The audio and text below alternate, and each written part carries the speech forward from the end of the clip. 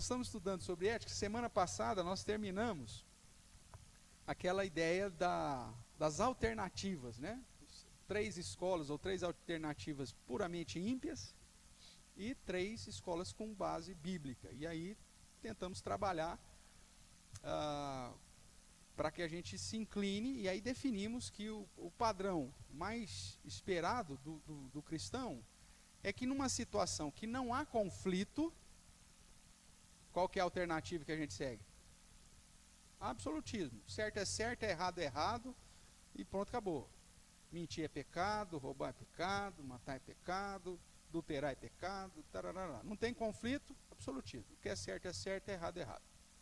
Quando há uma situação de conflito ético, aí, em alguns momentos, nos é permitido olhar para aquela situação ética com a alternativa que nós chamamos, né, que é apresentada pelo Norman Geisler lá, de hierarquismo, onde existe padrões éticos superiores e inferiores. Então, se aquele conflito ético, há um conflito onde eu tenho que escolher em agradar e amar a Deus acima de todas as coisas, ou fazer alguma coisa da minha vontade, então pronto, eu já sei o que eu tenho que fazer. Eu fico com esse padrão ético superior, amar a Deus acima de todas as coisas.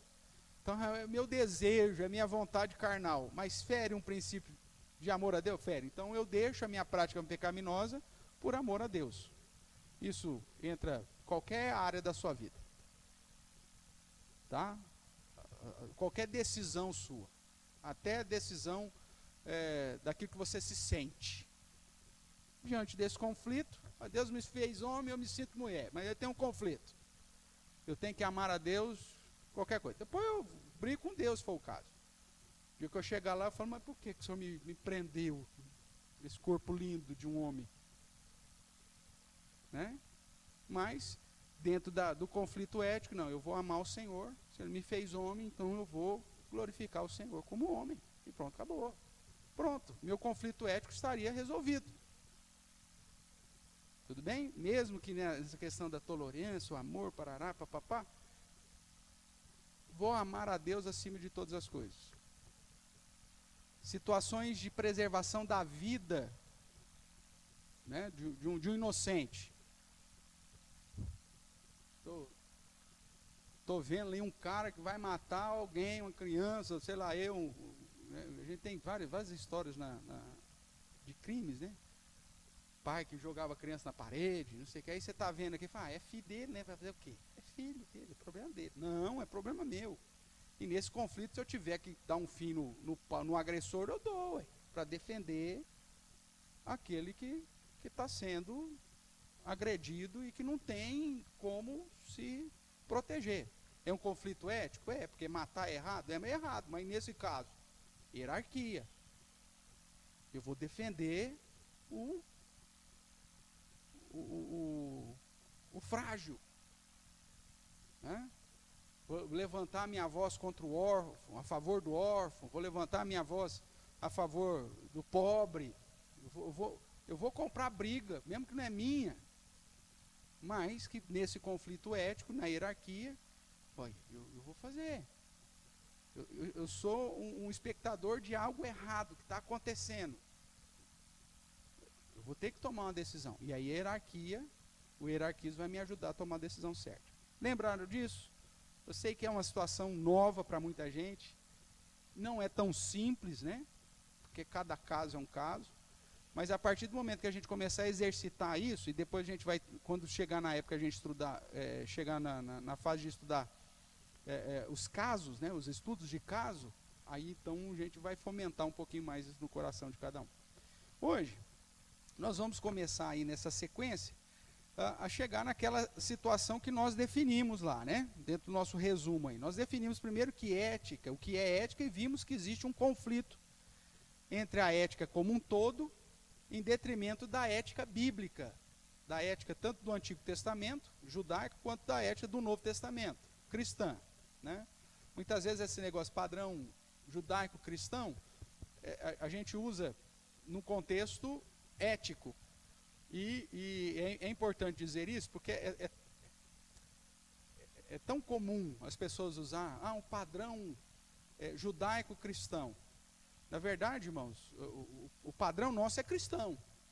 Mesmo porque o padrão cristão está em conflito com o padrão judaico religioso. Tá? Quando a gente fala num padrão judaico-cristão, nós estamos trabalhando numa questão ética. E o judaico aqui é sinônimo de Antigo Testamento. E cristão, sinônimo de Novo Testamento. Mesmo porque não dá para você juntar judaísmo com cristianismo, religiosamente falando. Então, se a pessoa usa influência judaico-cristã numa perspectiva religiosa, isso é inconcebível, não bate.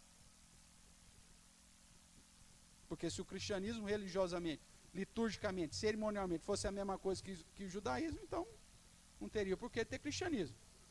Agora, eticamente, há uma relação do Antigo Testamento e o Novo Testamento. Então, quando a gente usa padrão ético bíblico ou padrão ético judaico-cristão, a gente está simplesmente, é o padrão ético revelado no Antigo Testamento e o padrão ético revelado no Novo Testamento. Tudo bem? Para não confundir, você pensar que há alguma ligação religiosa aí entre judaísmo e cristianismo. Não tem. Tá certo? Eles ainda continuam esperando o Messias, eles ainda continuam guardando a lei cerimonial, né? Mesmo os messiânicos têm uma visão totalmente dispensacionalista na questão escatológica. Eles esperam o Messias voltar para reinar aqui na terra. E nós não temos isso, não. Jesus já reina hoje, ele vai voltar e ponto, acabou. Tá certo? Então, dito isso, vimos também que o problema é que cada ser humano tem sua ética baseada na sua cosmovisão, ou seja, no seu modo de enxergar o mundo. Portanto, seria impossível harmonizar a ética humana. O que você acha certo? É diferente daquilo que eu acho certo. Se a gente for tratar de qualquer assunto segundo aquilo que você pensa e segundo o que eu penso, nós nunca vamos chegar num denominador comum. A ética humana é impossível. E ética é essa que alguns chamam de ética natural, que é fruto de toda a vida que você teve. Agora, essa ética humana ou ética natural é um padrão comum nascido no próprio homem. Então, vai ter como harmonizar esse negócio? Não, não vai. E às vezes dentro do casamento você vê isso acontecendo. A sua esposa foi criada de um jeito, viveu dentro de um contexto, às vezes até dentro de uma cultura diferente da sua, aí você também tem as suas características, casam, de repente você tem um padrão ético diferente dela. E vocês não conseguem chegar num bom senso lá, num denominador comum.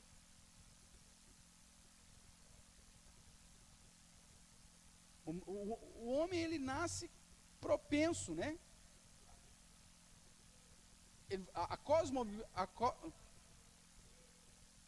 Isso vai influenciando.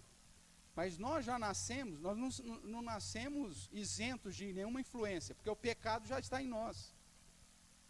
Então, a ética natural, ela já é inclinada para o complicado, para o errado. Né? É muito comum você ouvir assim, o brasileiro, o jeitinho brasileiro, como se fosse um negócio só nosso. Não é, meu amigo. Você pode ir em qualquer cultura, em qualquer nação, em qualquer país, eles dão outro nome, mas eles têm os mesmos jeitinhos que nós temos, que é o seguinte, se dá bem em tudo, né, tirar vantagem em tudo. Isso não é nosso. Porque se fosse só brasileiro, então o brasileiro era para estar no topo do mundo, era para estar dando golpe em todo mundo e tal. Não, todo mundo tem. O americano tem, o senegalês tem, o japonês tem, todo mundo tem. Porque isso é inato, a inclinação do pecado. Agora, o meio, a formação, a cultura, vai influenciar a minha ética? Vai. Só que vai me conduzir a um padrão correto? Não vai. E é por isso que nós chegamos nessas últimas aulas e batemos o martelo no sentido de que a solução é adequar a nossa ética ao padrão apresentado por Deus em sua palavra. Por isso a sola escritura é tão importante dentro da da reforma protestante. Porque não é mais a sua vontade contra a minha vontade. O que a Bíblia diz? E aí a gente procura, chega no ponto que a Bíblia diz, aí eu falo, olha, eu vou ter que mudar o padrão ético meu para me adequar a essa realidade. E você vai ter que mudar o seu padrão ético para se adequar a essa realidade. Aí sim a gente consegue ter uma harmonia. Quando a comunidade, a sociedade tem uma influência onde as escrituras é um padrão para ela, a tendência é que a ética dessa sociedade seja uma ética mais próxima das escrituras. Quanto mais as pessoas se distanciam de Deus e se distanciam das escrituras, mais conflito ético você vai ver na sociedade. Mais divisão você vai ver na sociedade. E discussões que você apresenta para a pessoa, que para você é tão lógico, e é tão claro, e a pessoa fala, não, mas eu não concordo. E ela apresenta o lado dela, que para ela faz todo sentido. Aí você fala assim, cara, não é possível que exista alguém que acredite nisso. Eu não acredito que exista alguém que defenda tal posição, tal político, tal sistema, tal bandeirinha. Mas veja, para ele faz todo sentido. Agora, sem esse ponto de equilíbrio aqui, crivo, de julgo, de julgamento, nós estamos perdidos. E é isso que nós estamos vendo na sociedade.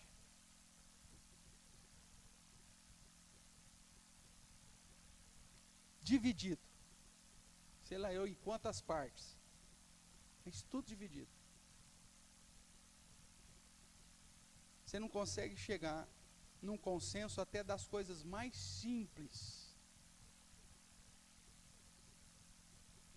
Das coisas mais naturais.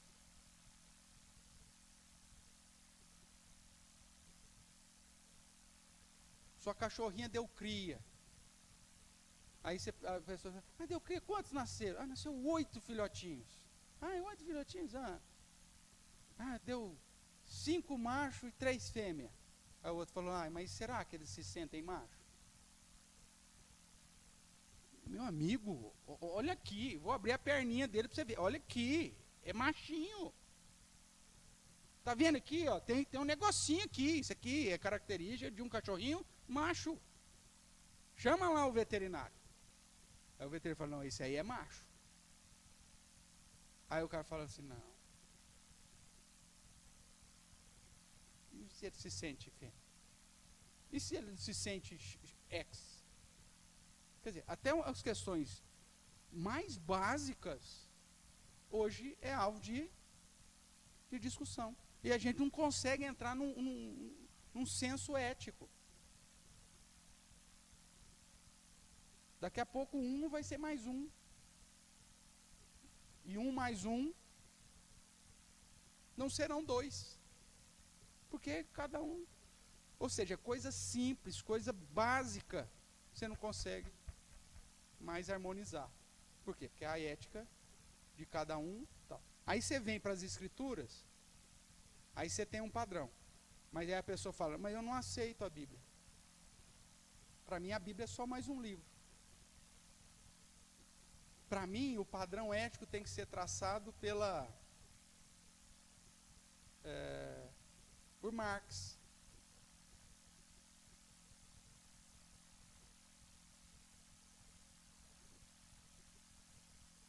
E aí ele vai defender isso. Então, na sociedade, irmãos, existe só um milagre, só um avivamento, para que as pessoas se dobrem ao Evangelho e voltem. Agora, dentro da igreja, aí nós podemos trabalhar a nossa ética. Porque o que está acontecendo hoje no Brasil? Cada igreja tem uma postura ética. Mas não é tudo a mesma Bíblia? Não segue tudo a mesma Escritura? Por que um segue um padrão ético de os fins justificam os meios, de um pragmatismo, inclusive na adoração e na pregação do evangelho. E outras que são extremamente absolutistas, sectaristas. Não, só a gente é salvo. E pronto, acabou. Se a Bíblia é a mesma. Então, veja, essa é a nossa dificuldade. Agora, o primeiro passo para que a gente consiga equilibrar isso é definir a base, o critério. Se a Bíblia não é a palavra de Deus para você, então, infelizmente, não tem como continuar a conversa. Não tem como continuar o curso.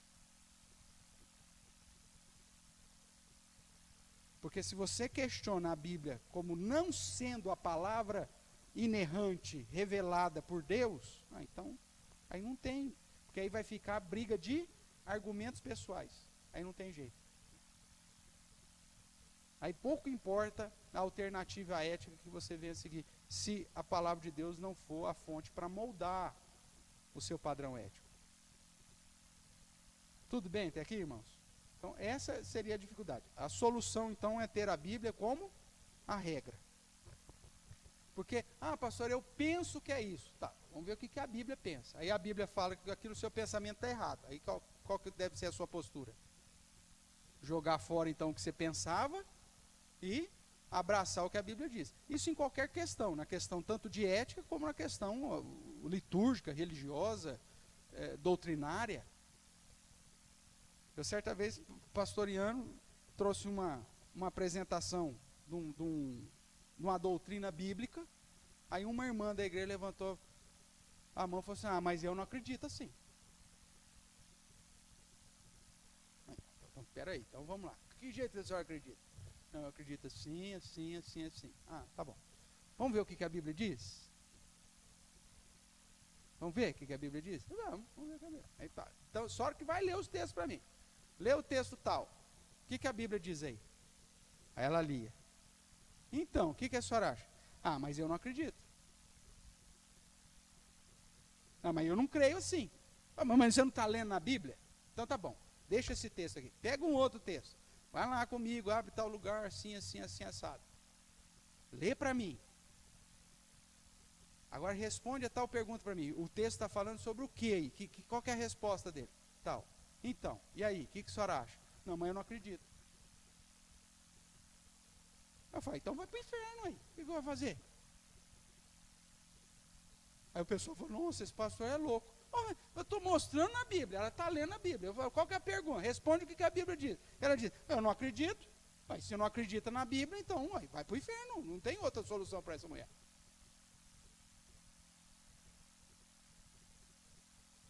A salvação é pela graça. Lê aí. Mas eu não acredito. Tudo por causa de uma tia dela lá. Sei lá, a tia lá. A tia. Então, minha tia foi salva. Mas ela cria em Jesus? Não. Ela confessou Jesus? Não. Ela cria na Bíblia? Não. Mas foi salva. Só porque era a tia dela. Mas a Bíblia não garante isso para a senhora. Não, mas eu não acredito na Bíblia. Eu acredito que eu acredito que minha tia foi para o céu. Mas a Bíblia não diz isso, dona. Lê aí mais uma vez. Vai para outro texto. Não acredito. Então tchau, a porta é aquela lá. Não tem o que você fazer aqui. O que você vai continuar fazendo aqui se você não acredita na Bíblia?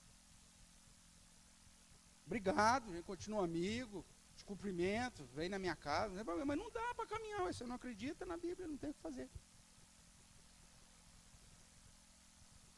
E realmente, saiu da igreja, foi embora da igreja. Não tem o que fazer, velho.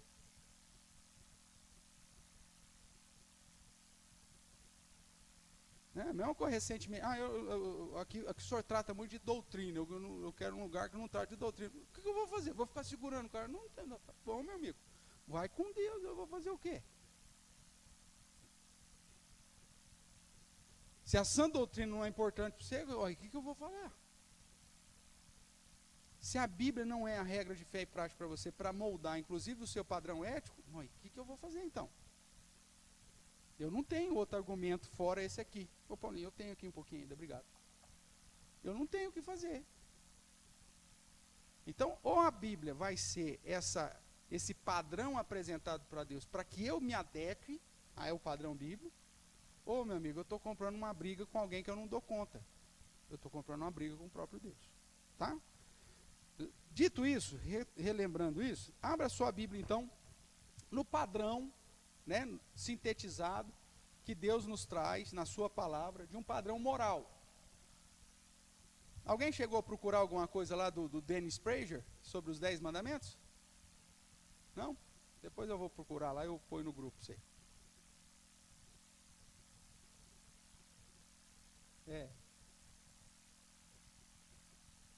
Então vamos lá, o Êxodo capítulo 20, apenas os 2 primeiros versos. Diz assim: então falou quem? Falou Deus, todas essas palavras. Eu sou o Senhor teu Deus, que te tirei da terra do Egito, da casa da servidão. Veja, esses 2 versos apenas. Depois nós vamos entrar nos 10 mandamentos depois. Essa introdução dos chamados 10 mandamentos, por si só, já nos apresenta que esse padrão moral que Deus vai nos apresentar, por isso é chamado da lei moral, os 10 mandamentos refere-se à lei moral, tem como base não Moisés, não o povo de Israel, não o judaísmo, nem mesmo o cristianismo. Tem como ponto, ou como fonte, quem?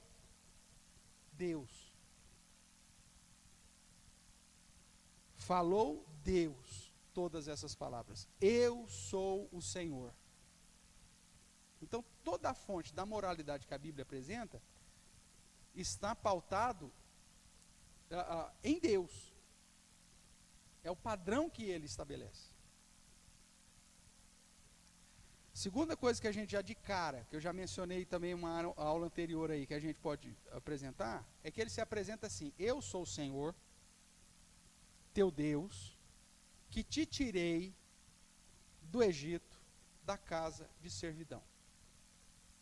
Com isso, nós podemos já bater o martelo de que a lei moral não tem caráter salvífico.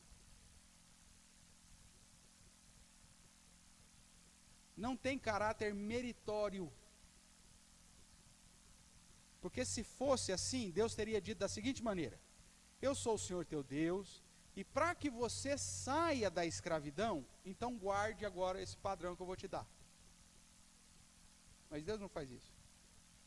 Eu sou o Senhor teu Deus que já te tirei da escravidão.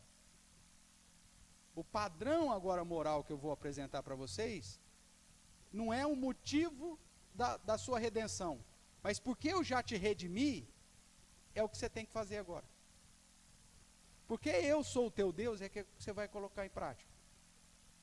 Então você não vai colocar em prática o padrão moral de Deus na perspectiva redentiva, como o judeu pensava. Se eu guardei os 10 mandamentos, eu vou para o céu? Aí a Bíblia pode até te responder: vai. Só que a questão é, quem guarda os 10 mandamentos? E aí Paulo vai explicar que o objetivo dos 10 mandamentos é calar a boca de todo mundo diante de Deus. É para que ninguém tenha condição de chegar diante de Deus e falar assim: ó, eu alcancei o padrão, hein? Eu posso ir para o céu, hein? Não, é impossível. Não há quem faça o bem, não há um só sequer. Todos pecaram e carecem da glória de Deus. Então, quando Deus fala, eu vos tirei da terra do Egito, e aí ele apresenta o padrão moral, mostra que esse padrão moral é uma consequência da graça que ele já derramou sobre minha vida. E não como o processo para que eu alcance a libertação. Ele já me livrou, porque ele me livrou, então ele quer que eu siga agora esse padrão. Então, a moralidade bíblica é uma postura de gratidão e de obediência ao Deus que já é o meu Deus e que me salvou, mesmo quando eu não tinha nada para oferecer para Ele.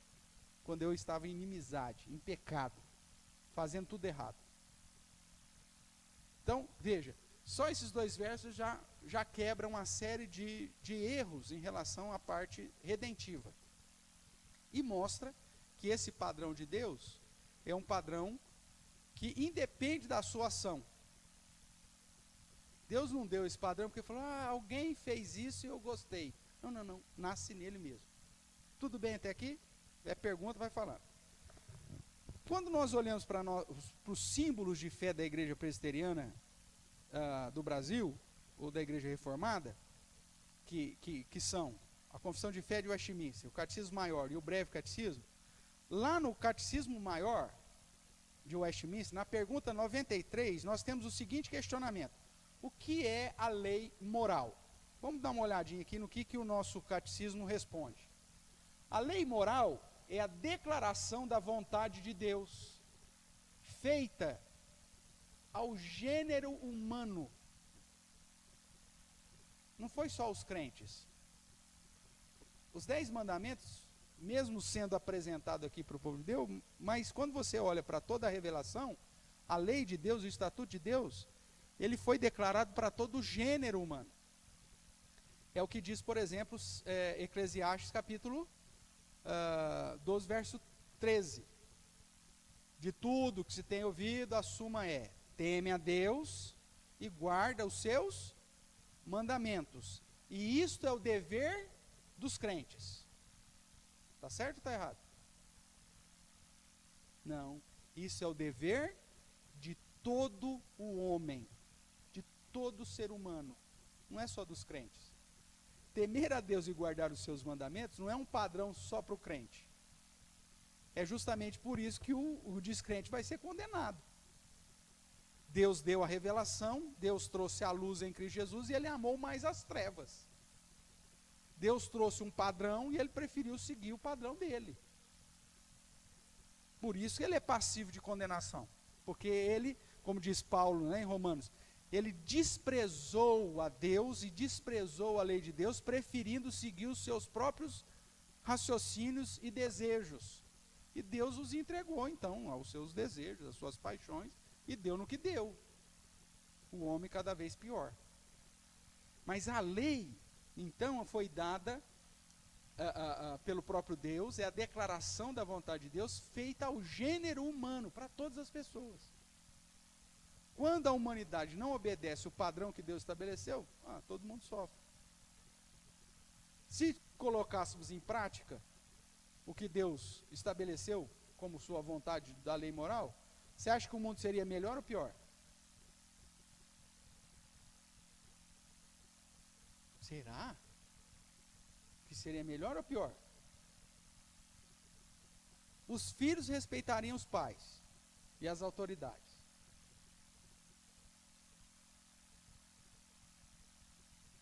Os cônjuges seriam fiéis.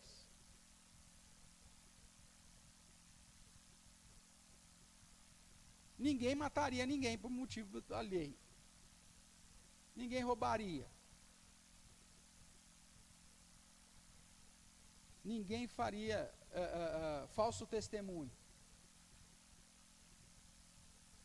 E todo mundo estaria contente com o que tinha. Você acha que esse mundo seria pior ou melhor? É óbvio que seria melhor. E esse é o padrão que Deus estabeleceu. Adorando a Ele somente. Então o que mais? Então é a lei moral, a declaração da vontade de Deus, feita ao gênero humano, dirigindo e obrigando todas as pessoas para a conformidade e obediência perfeita e perpétua a essa lei moral. Nos apetites, ou nos desejos e disposições do homem inteiro, alma e corpo. E no cumprimento de todos aqueles deveres de santidade e retidão que se devem a Deus e ao homem, prometendo vida pela obediência e ameaçando com a morte a violação dela.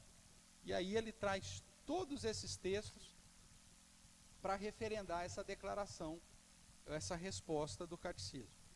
Né? Então é algo dado por Deus. Quer ver aí? Vamos dar uma olhadinha aqui em Deuteronômio.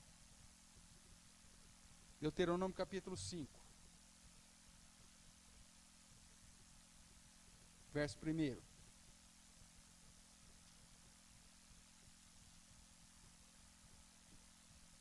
Chamou Moisés a todo Israel e disse: ouvi, ó Israel, os estatutos e juízos que hoje vos falo aos ouvidos, para que aprendais e cuideis em os cumprir.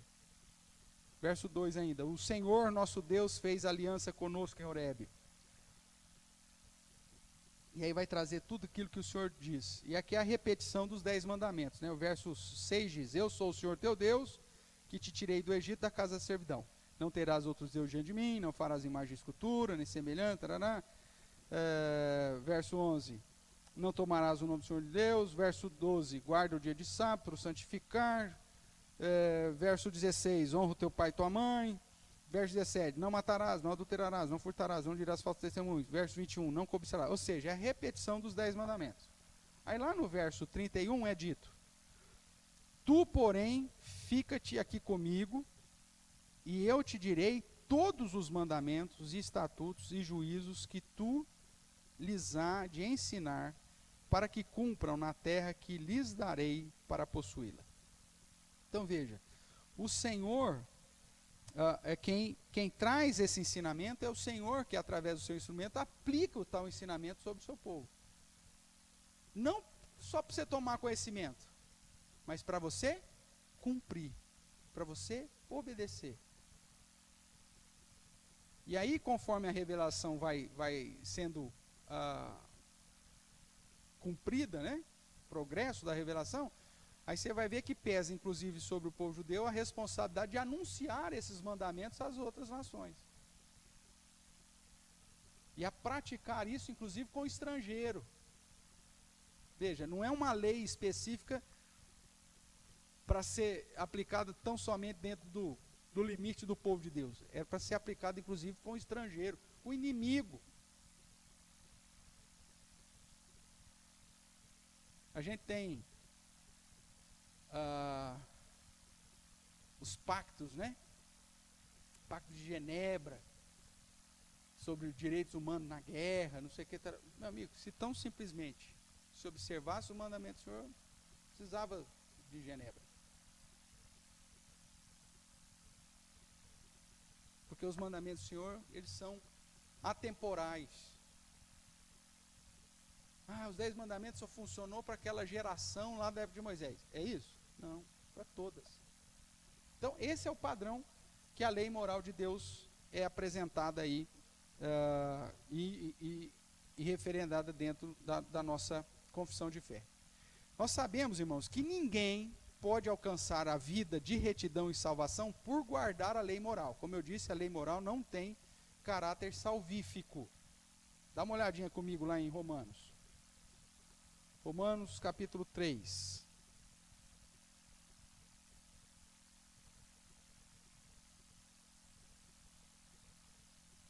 A salvação é pela graça mediante a obra que Cristo Jesus fez em nosso lugar.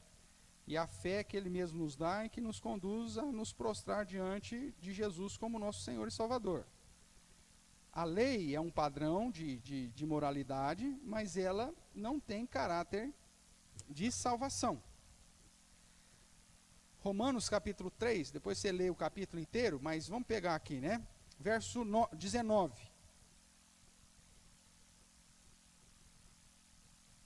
Ora, sabemos que tudo o que a lei diz, aos que vivem na lei o diz, para que se cale toda a boca e todo mundo seja o quê?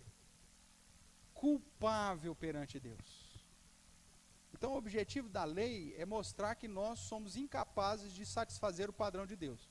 E depois por isso que ele vai dizer, né, que todos pecaram, não há um justo sequer. Lá no verso 10 ele já disse isso, e depois lá no verso 23, ele vai completar dizendo, todos pecaram e carecem da glória de Deus.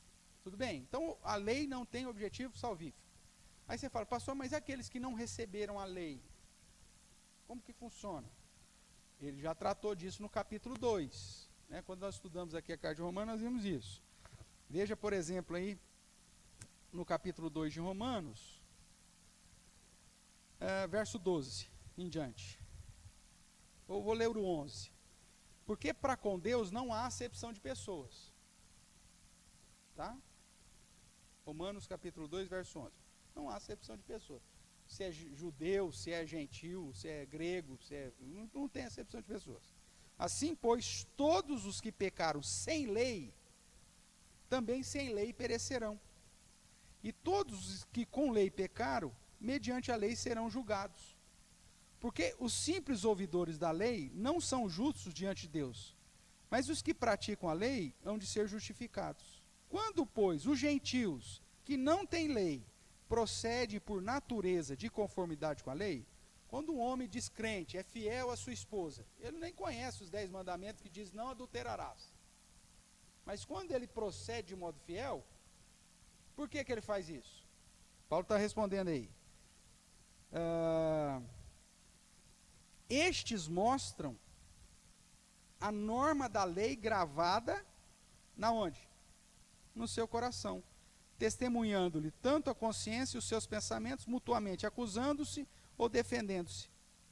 Então veja, mesmo que a pessoa nunca tomou conhecimento da lei, a palavra do Senhor diz que Deus é claramente reconhecido pela obra da criação. E que dentro dessa criação de Deus, Deus colocou no coração do homem a sua lei gravada. É por isso que o ímpio, que nunca ouviu falar de Deus, nunca ouviu falar de 10 mandamentos, em alguns momentos da vida, ele age de conformidade com a lei. É um filho que nunca ouviu falar de Jesus, nunca leu a Bíblia, nunca foi influenciado pela cultura cristã, mas que honra o pai. E que ama o pai, que cuida desse pai, mais do que muito crente. Aí você fala, mas por quê? O cara nunca leu a Bíblia, o cara é um descrente, ateu, miserável, mas trata bem o pai dele, honra o pai, honra a mãe. Por que ele faz isso? Porque ele tem a lei de Deus gravada no coração. E isso a hora vai acusar, a hora vai defender. Por isso ele age de conformidade com a lei. Não porque ele conhece a lei, mas porque a lei está gravada. Agora, o fato dele andar em conformidade com a lei faz dele alguém que possa ser salvo por isso? Aí Paulo fala, não. Porque da mesma forma que ele faz algo de conformidade com a lei, ele também quebra essa lei constantemente. E ele se torna culpado. E por isso o objetivo da lei é calar a boca de todo mundo, seja o cara que tem lei ou quem não tem, mostrando que todo mundo é culpado diante de Deus. Então a lei não tem objetivo salvífico. Ficou claro isso? Agora, ela tem objetivos inúmeros. Não é à toa que existem várias leis que têm promessas acopladas a ela. Honra o teu pai e tua mãe, para que te vá bens, para que tenha vida longa, ou seja, longevidade, prosperidade, são promessas atreladas ao guardar dessa lei. E essa promessa é aplicada só para crente? Não. Se você tiver um ateu ímpio, miserável, mas que honra o pai e mãe, essa promessa vai ser aplicada sobre ele. Porque a lei, ela não tem caráter salvífico, mas ela é aplicada para toda a humanidade. Tudo bem, meus irmãos? Então vamos caminhar mais um pouco. Então a lei não tem caráter salvífico. Porém, a lei tem os seus benefícios na vida dos homens. De todos. Primeiro, que benefícios? Ela instrui sobre a natureza e a vontade de Deus. Ela me mostra que existe um Deus único, um Deus que é digno de ser adorado. Ao mesmo tempo, ela me aponta para o erro e o engano da idolatria.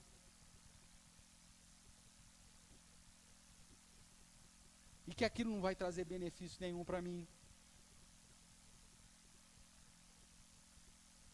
Como que um pedaço de pau, um pedaço de pedra pode de fato representar o Deus do universo?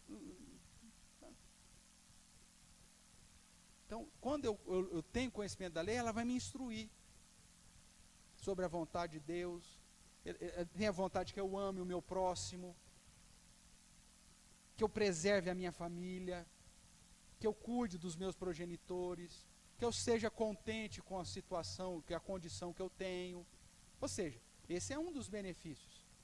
Se a lei diz para que eu não cobice o burro, o boi, a mulher, a casa, sei lá o que for, do meu próximo, o que ela está falando para mim?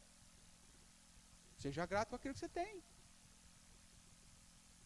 Então veja, ela instrui sobre a natureza e a vontade de Deus. Eu fico sabendo o padrão do Senhor. Eu vou ver que é um Deus justo, é um Deus inteligente, é um Deus misericordioso, é um Deus bondoso. Então isso é um dos benefícios que a lei moral me traz. Um Deus que é santo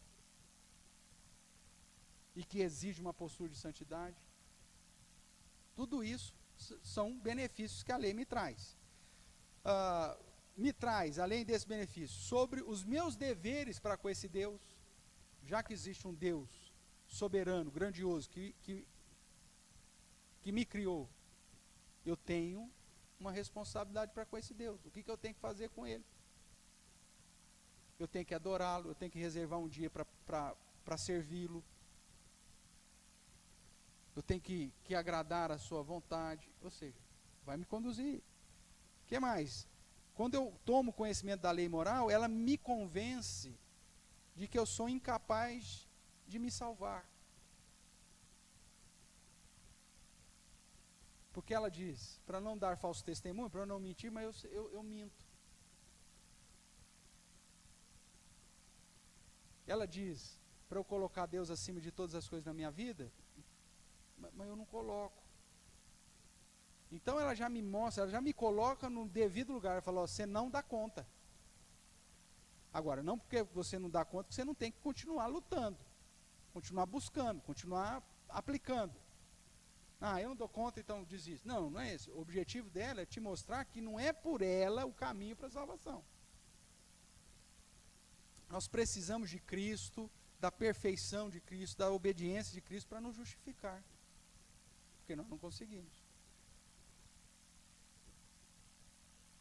Esta lei moral, então, irmãos, que traz benefícios para me apontar quem Deus é, o que Ele quer de mim e da minha necessidade que eu tenho dele, ela foi resumidamente apresentada na revelação dos chamados 10 mandamentos. Os 10 mandamentos é um resumo da lei moral de Deus. Pastor, como assim um resumo? Simples. Se você for para Mateus, no Sermão da Montanha, você vai ver que Jesus, tratando de alguns pontos da lei moral, ele diz, ouvistes o que foi dito, não matarás. Eu, porém, vos digo. E aí ele traz uma interpretação que amplia de uma maneira exorbitante o que significa não matarás. O simples fato de você desprezar um irmão no coração já faz de você um assassino. Opa! Não era isso que está escrito, não matarás, pô. Não, ali é um resumo. Tudo bem? Então, estes foram dados segundo uma estrutura bem definida, como nós sabemos, dividida em 2 tábuas. Onde a primeira tábua trata dos mandamentos ou das minhas responsabilidades para com o Criador. São os 4 primeiros, e os outros mostrando a minha responsabilidade para com o meu próximo. Por isso que Jesus sintetiza. Qual que é o primeiro grande mandamento? Amar a Deus acima de todas as coisas. E qual que é o segundo mandamento? Amar o meu próximo como a mim mesmo. Porque se você ama o seu próximo como a ti mesmo, você vai honrar pai e mãe, você não vai matar, você não vai adulterar, você não vai mentir, você não vai cobiçar, você não faz nada disso. Então você tem a síntese, amar a Deus acima de todas as coisas e o próximo como a ti mesmo, o resumo, os 10 mandamentos, e aí abre o leque para entender o que significa cada um desses princípios morais.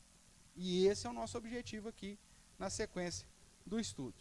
Então, com um prefácio que nós lemos lá de Êxodo 20, versos 1 e 2, né? Deus é quem fala contigo, eu sou o Senhor que vos tirou da terra do Egito, e depois vem o resumo dos mandamentos propriamente dito.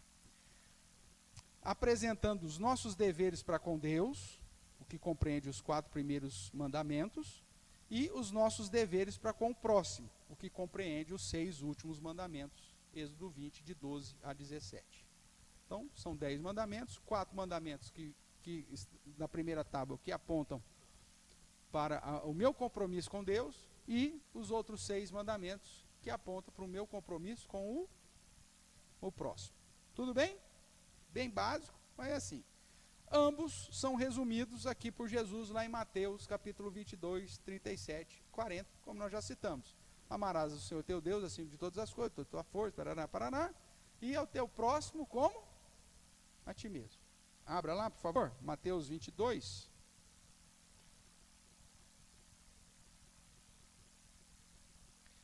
Esse é um texto aí para você marcar, né? Que esse aqui é o... Passar um marca-texto aí, porque esse aqui é um texto-chave. Mateus 22, a partir do 37. O 36 diz, né? O mestre, qual é o grande mandamento na lei? Aí respondeu-lhe Jesus: amarás o Senhor teu Deus de todo o teu coração, de toda a tua alma e de todo o teu entendimento. Este é o grande e o primeiro mandamento. O segundo, semelhante a este, é: amarás ao teu próximo como a ti mesmo. Destes 2 mandamentos dependem toda a lei e os profetas. Porque é a síntese, é o resumão mais clássico. Tudo bem? Amar a Deus acima de todas as coisas e o próximo como a ti mesmo. Tá? Agora, cada parte da lei vai, obviamente, trazer ensinamentos. Mas antes de entrarmos propriamente no princípio moral de cada item dos 10 mandamentos, nós precisamos fazer aqui um combinado para que a compreensão dessa lei moral seja o mais perfeita possível. Então, para boa compreensão dos 10 mandamentos, as seguintes regras devem ser observadas. Então, isso aqui você tem... Pastor, como que eu vou interpretar, então, cada mandamento? Então, tem algumas regras para que você interprete isso de uma maneira correta. Primeira, que a lei, primeiro, é perfeita e obriga a todos a plena conformidade do homem inteiro para a rendição dela e para a inteira obediência para sempre, de modo que requer a sua perfeição em todos os deveres e proíbe o mínimo grau de todo pecado. Abra sua Bíblia lá nas cartas pastorais, em Timóteo.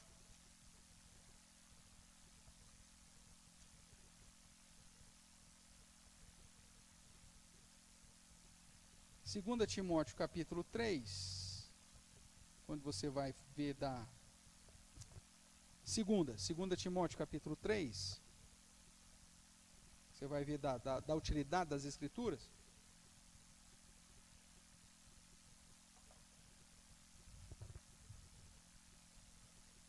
Nos é dito assim, 2 Timóteo 3, toda a Escritura, ela é inspirada por Deus, e ela é útil para o ensino, para a repreensão, para a correção, para a educação na justiça, com uma finalidade, a fim de quê?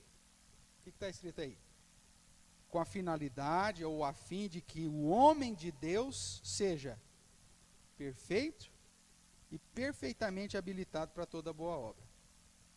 Esse é o alvo. Ser perfeito e perfeitamente habilitado para toda boa obra. Ai, pastor, impossível, isso é o tópico, meu amigo, é o alvo.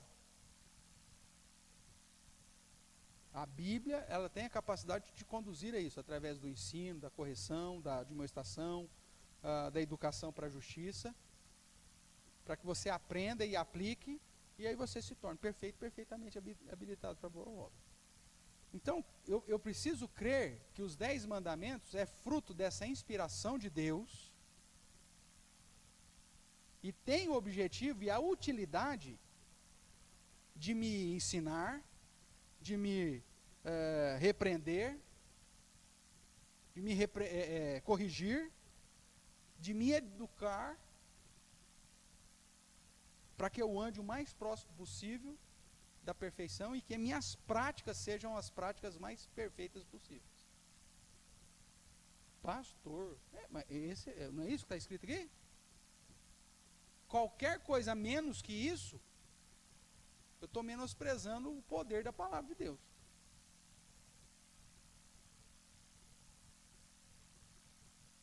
Os 10 mandamentos foram inspirados por Deus? Sim ou não? Sim. E se é inspirado por Deus, ele é útil para me ensinar? Sim. É útil para me repreender? Sim. É útil para me corrigir? Sim. E para me educar na justiça, ou seja, mostrar o padrão correto que eu devo andar? Sim. Consequentemente, ele vai me tornar perfeito e as minhas práticas vão se tornar mais próximas da perfeição para a realização dessas boas obras. Esse é o padrão. Pastor, mas isso é possível? Não, se a Bíblia está dizendo que é, por que eu não vou crer que não? É lógico que é um processo. Quanto mais eu me achego, mais eu aprendo, mais eu sou repreendido, mais eu sou corrigido, mais eu sou educado, obviamente que mais eu vou praticar esse negócio. E aqui está um dos motivos por que as pessoas, os crentes de hoje, não querem mais estudar a Bíblia. Porque se tiver que estudar a Bíblia, vai ter que mudar o padrão. Vai ter que mudar o jeitão. É mais fácil ficar na tradição. A gente já faz assim 200 anos, vamos ficar assim mesmo. Não, aqui na nossa igreja é diferente, viu, pastor? Aqui funciona assim, assim, assado. Mas isso não está na Bíblia. Mas já está acostumado assim mesmo. Não vem educar, não vem repreender, não vem corrigir, não. Deixa o trem andando assim, que tá bom assim. Se você começar a mexer muito, vai dar problema. É por isso mesmo.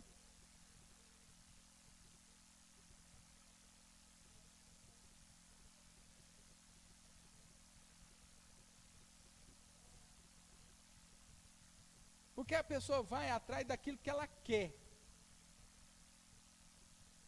Aquilo que ela deseja, do anseio dela, não daquilo que Deus quer para ela, né? Ela não quer aprender a Bíblia, ela quer ser beneficiada do negócio.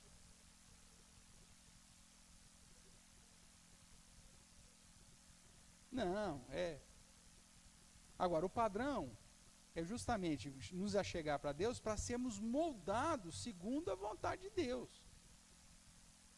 Irmãos, se você vier na igreja, ler a palavra de Deus, e ela não esmiuçar o seu coração, de duas uma, você vai morrer, porque você já chegou na santidade, então o seu lugar já não é mais aqui, você já foi glorificado e não sabe, então amanhã você já está indo para o céu. Ou a palavra não está sendo pregada como deveria.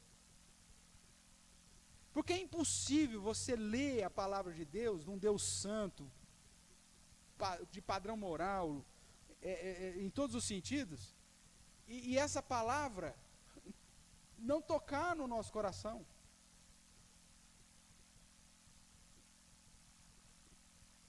A gente já viveu essa experiência, né? Eu pelo menos vivia muito, quando eu era novo convertido, chegar na igreja, parecia que o pastor tinha passado a semana inteira comigo, rapaz.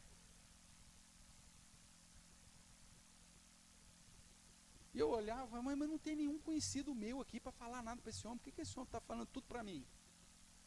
Por que esse cara só está batendo em mim? Porque tudo que falava confrontava as minhas práticas.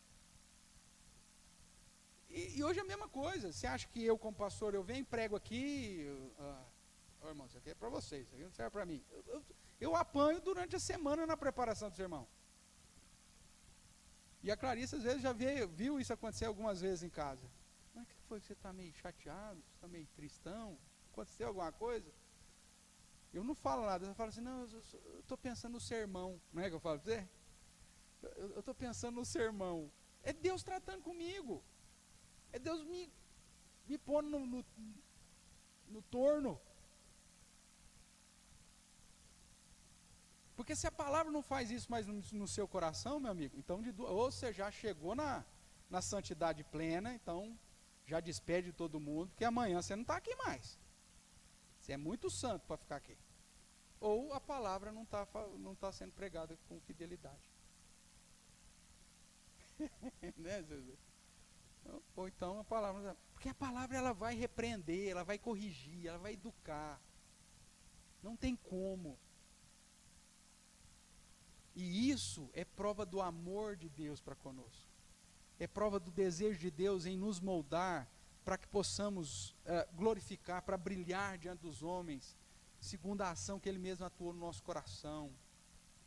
Para que você seja um homem melhor, uma mulher melhor, um marido, uma esposa melhor, um pai, uma mãe, um filho, uma filha melhor. É isso que tem que ser. Porque a palavra de Deus faz isso com a gente. E não importa a sua idade, hein? Eu estou com 46. Eu sei que tem irmãos aí que tem um pouquinho a mais. Né, seu Zé? Tem um pouquinho a mais. Mas, independente desse pouquinho a mais que você tem de mim, comparado comigo, eu tive um irmão que eu tive a oportunidade de andar muito perto, o presbítero Sebastião Poli. Foi o senhor que fez esse púlpito aqui, ó. E esse homem era fantástico. E eu na minha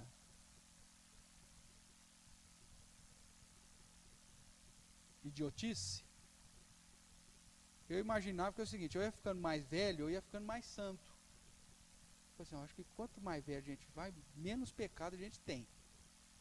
Porque eu acho que quando a gente é jovem, eu acho que o trem é mais complicado, né? Mas vai ficando velho, a tendência eu acho que é eu acostumando. E ele já era um senhor tal, e ele falou assim: pastor, não cai nessa besteira. Porque com quanto mais tempo a gente passa, a gente mais caleja. E a gente sente menos o pecado. E às vezes a gente já fez um processo de muito tempo de mentira para nós mesmos, que às vezes a gente acaba tendo mais pecado do que o cara que está começando agora. Então não cai nessa besteira não. Porque uma vez eu compartilhei com ele, falei: seu Sebastião, eu não sei se eu chego nessa idade do senhor, porque eu sou muito pecador, meu irmão. Eu luto com os meus pecados. O senhor já não, o senhor já está velho, e agora já deve estar só na graça. Aí ele veio e pá, não, meu amigo. Porque o homem ele é pecador.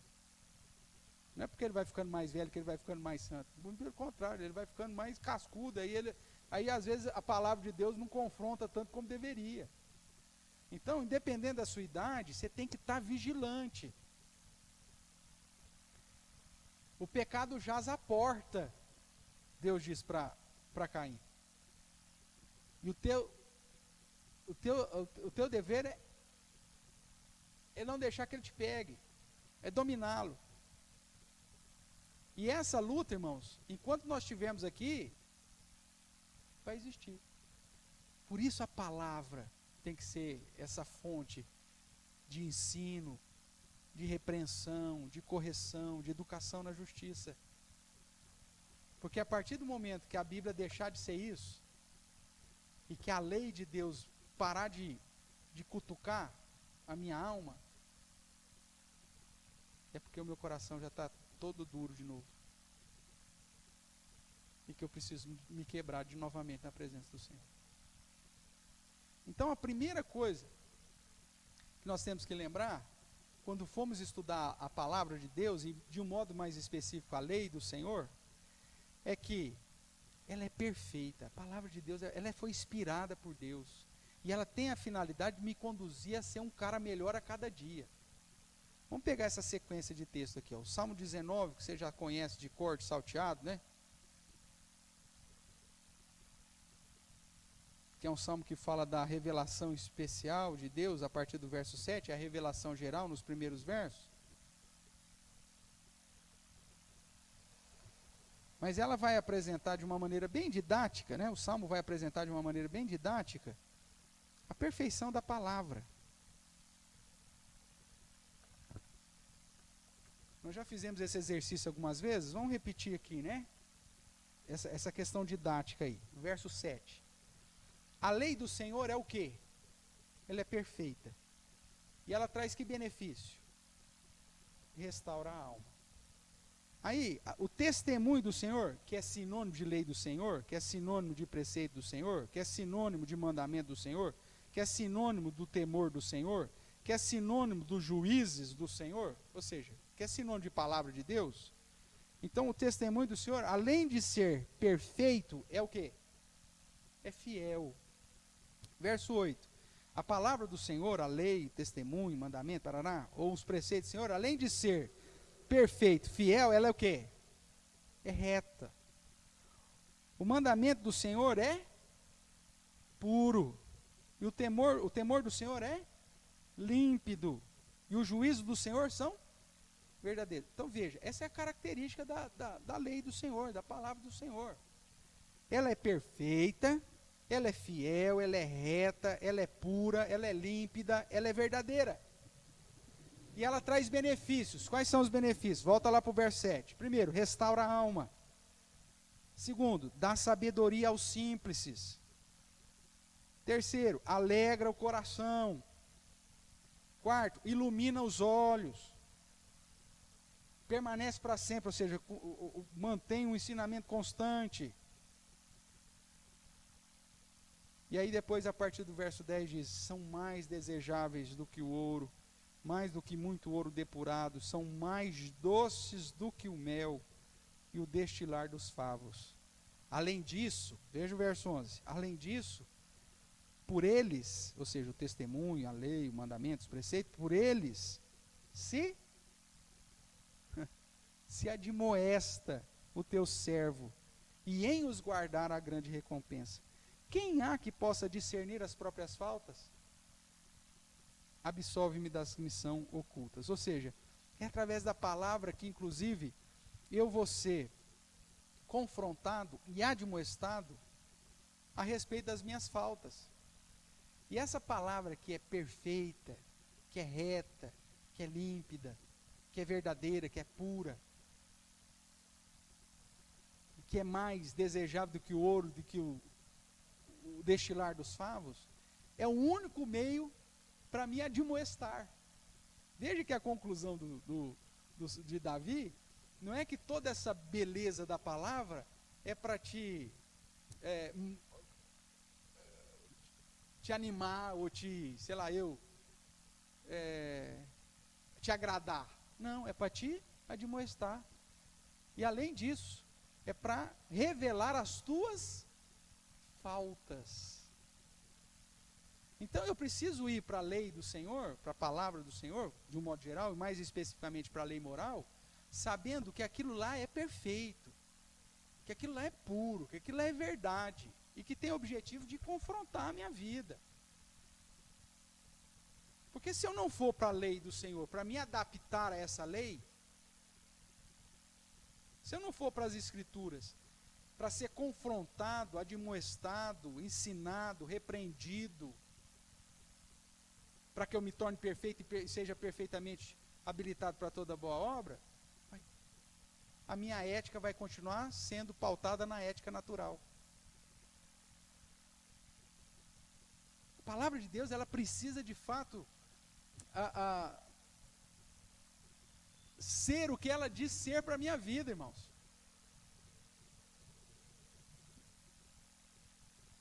Porque o ouvir da palavra e não praticar, como Jesus mesmo vai dizer, é comparado ao homem que constrói a casa na areia. Vem a primeira tempestade e leva tudo.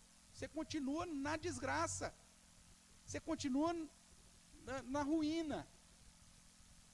Agora, aquele que ouve as palavras e coloca em prática, aquele que tem a lei como algo perfeito e que me obriga a andar em conformidade com aquilo que Deus quer, opa, então esse vai começar a colocar em prática, e aí ele é comparado ao homem prudente, que construiu a casa sobre a rocha.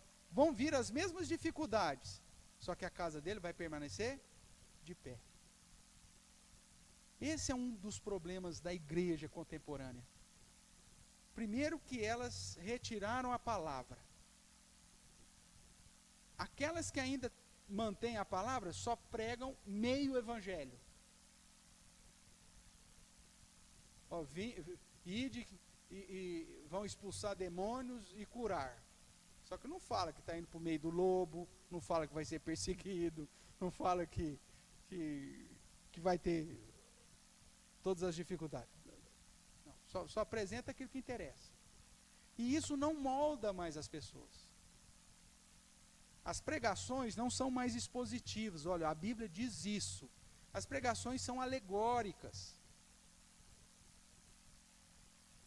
E quando você tem uma pregação alegórica, é a coisa mais gostosa que se ouvir, é um sermão alegórico, irmãos. Humanamente falando, é. Por quê?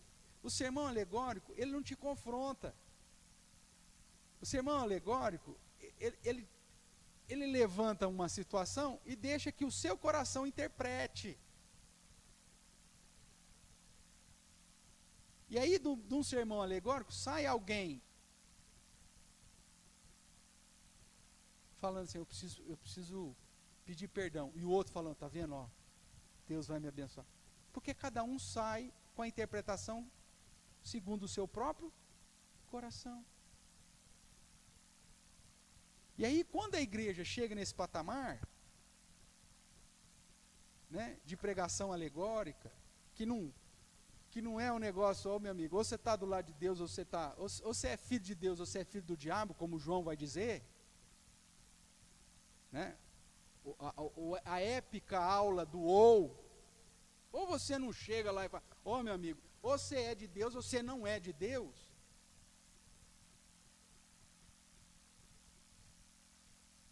Porque se você pular fora disso, aí você vai começar a abraçar todo mundo, aí o que vai acontecer? Essa igreja vai deixar de ser igreja. E você vai olhar para os 10 mandamentos, para a lei moral de Deus, para o ensinamento da lei de Deus, não como algo perfeito, mas como uma opção.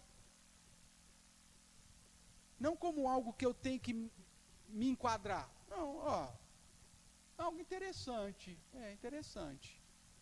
Algo que parece bonitinho.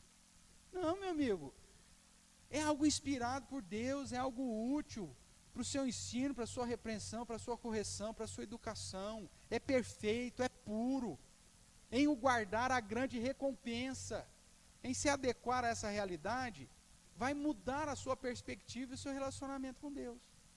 Agora, se não for o verdadeiro evangelho, aí você vai estar sendo ludibriado. Tiago, capítulo 2.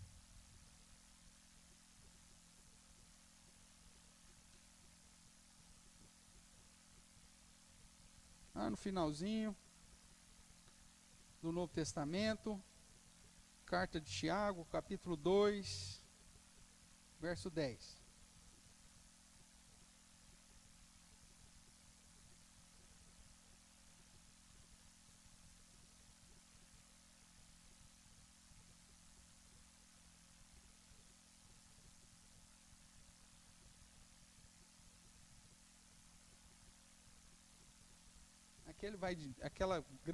O capítulo 2 vai, aquela grande relação entre fé e obras, né? É o ápice do capítulo 2. Que é a ideia de que se você diz que crê em Deus, mas não coloca isso em prática, se não reflete em obras, não adianta nada. É a mesma ideia de Jesus lá, que ouve e não pratica, tá? Então, Tiago, capítulo 2, o verso 10, que é o foco aqui, né? Mas ele vai dizer assim: pois qualquer que guarda toda a lei, mas tropeça em um só ponto, se torna culpado de todos os outros pontos. Então, quando eu for estudar os mandamentos de Deus, a lei de Deus, eu preciso entender que é um padrão que eu preciso aplicar na totalidade. Não tem asterístico, não tem uma notinha de rodapé que dá alguma exceção. Não, eu preciso ir para a palavra de Deus e procurar o entendimento completo.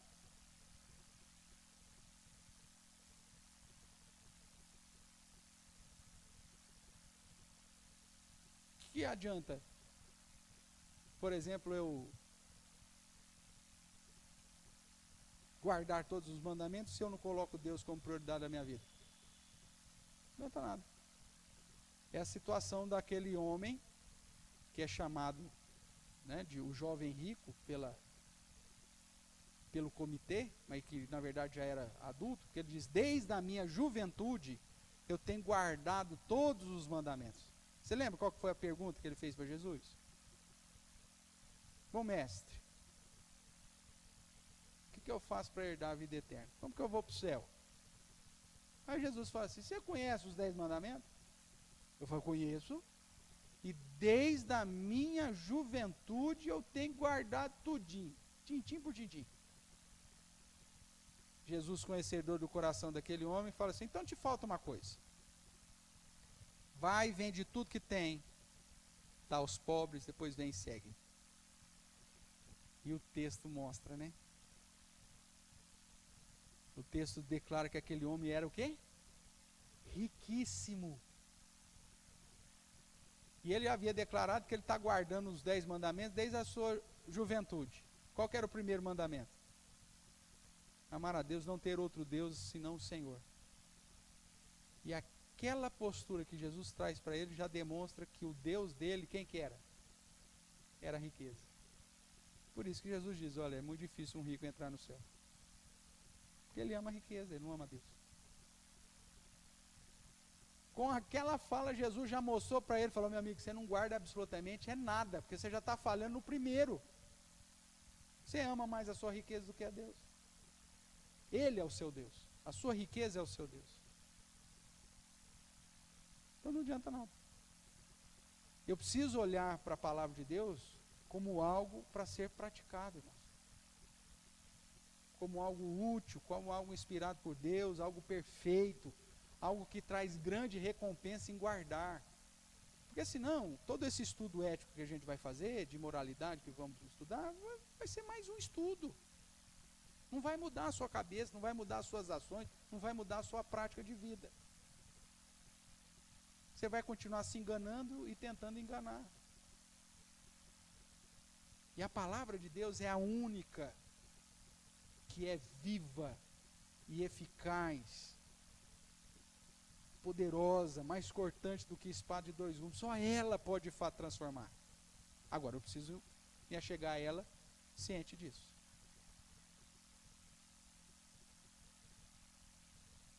Guardando essa palavra no coração para não pecar contra Deus.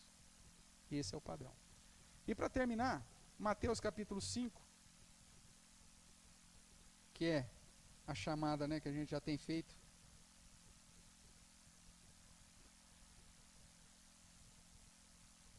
Do sermão da montanha, Mateus capítulo 5, verso 21.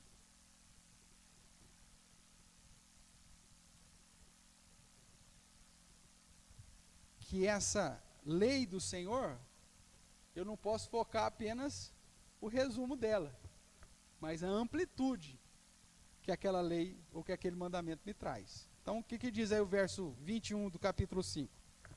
Ouvistes que foi dito aos antigos, não matarás, e quem matar estará sujeito a julgamento. Eu, porém, vos digo que todo aquele que sem motivo se irar contra seu irmão estará sujeito a julgamento. E quem proferir um insulto a seu irmão estará sujeito a julgamento tribunal. E quem lhe chamar de tolo, ou seja, considerado desprezível, estará sujeito ao inferno de fogo.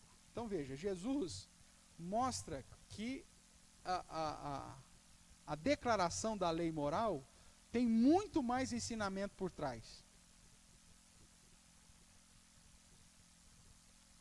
E aí quando você vai para os nossos símbolos de fé, só para você ter uma ideia, você pega lá, não adulterarás, ok? Você vai estudar o Catecismo Maior,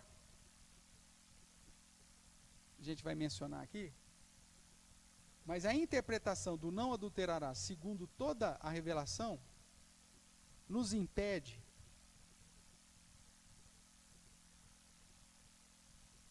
de mais de 40 pecados.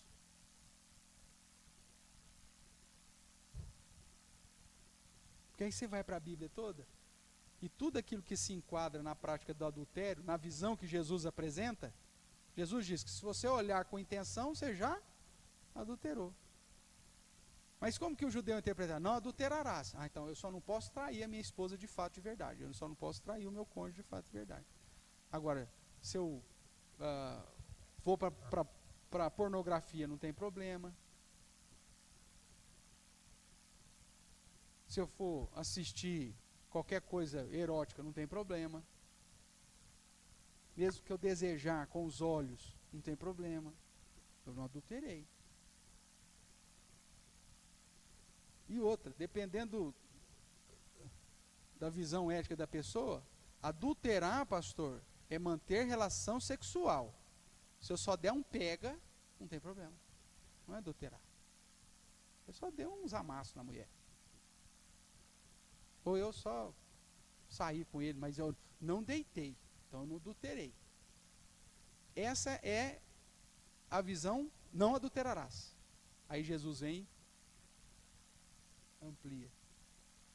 Se olhar com intenção, já era.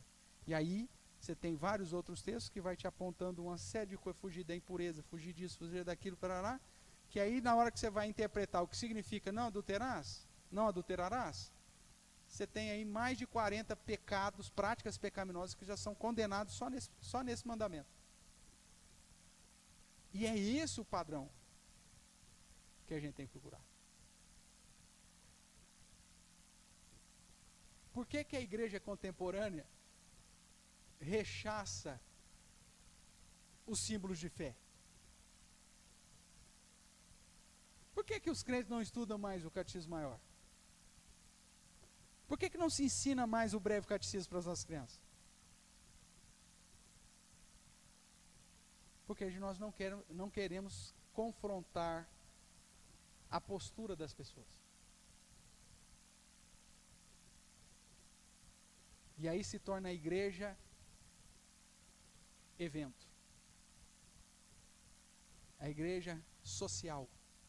A igreja para agradar as pessoas. Eu sei que tem a Bíblia de estudo, certamente você tem o catecismo maior, depois você procura, eu não lembro agora qual que é a pergunta exata, mas vai estar lá. O que significa o sétimo mandamento? Não adulterarás. Aí você vai lendo, todos os pecados proibidos do sétimo mandamento. Aí você vai lendo. Depois você conta lá. Uns 40, se não for mais. Pastor, por que não ensina isso mais na Bíblia, na igreja? Porque senão você confronta, meu amigo.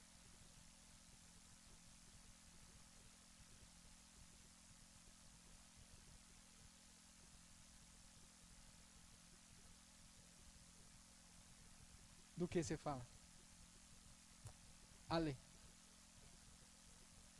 Ah, sim, é isso aí. Então, porque aí o que acontece? Perfeito. O que o Cleiton está falando?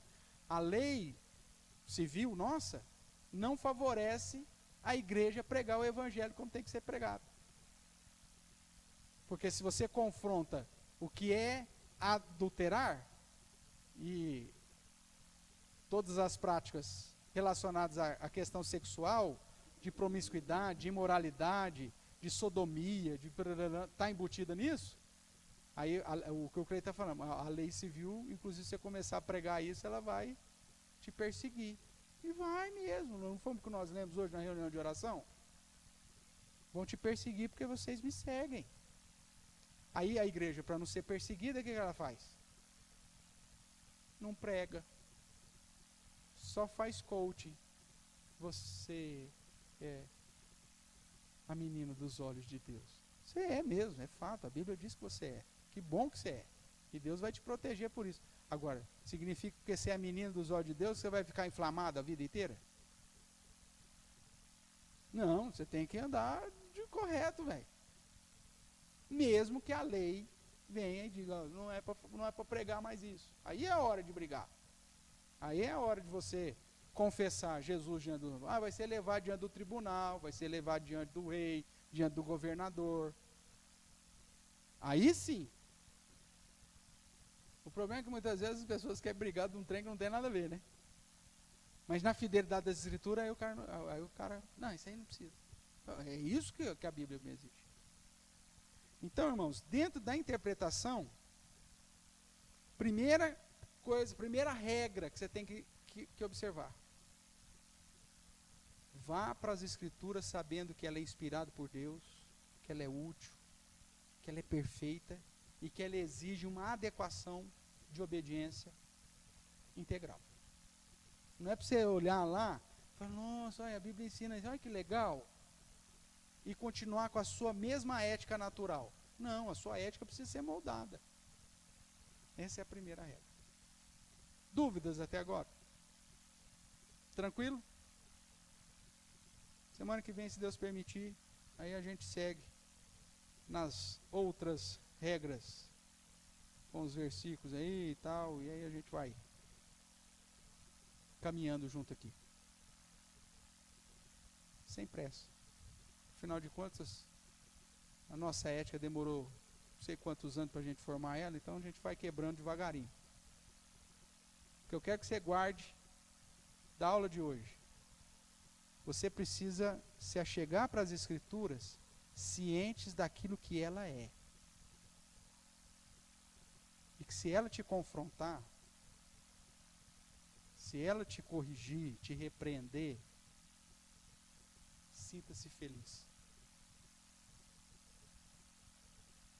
Não endureçais o vosso coração como em Massá e Meribá, quando aqueles ouviram a minha voz e rejeitaram. Essa é a pior coisa que alguém pode fazer. Se achegar para a palavra de Deus e quando a palavra de Deus fala, ele se endurecer. O objetivo da palavra é justamente nos admoestar, nos corrigir, nos ensinar, nos repreender, nos educar, mostrar as nossas falhas e mostrar a vontade do Santo Senhor. Essa é a primeira regra que você tem que ter para que a sua mente comece a mudar e a sua ética comece a ser moldada, transformada segundo o padrão das Escrituras. Amém?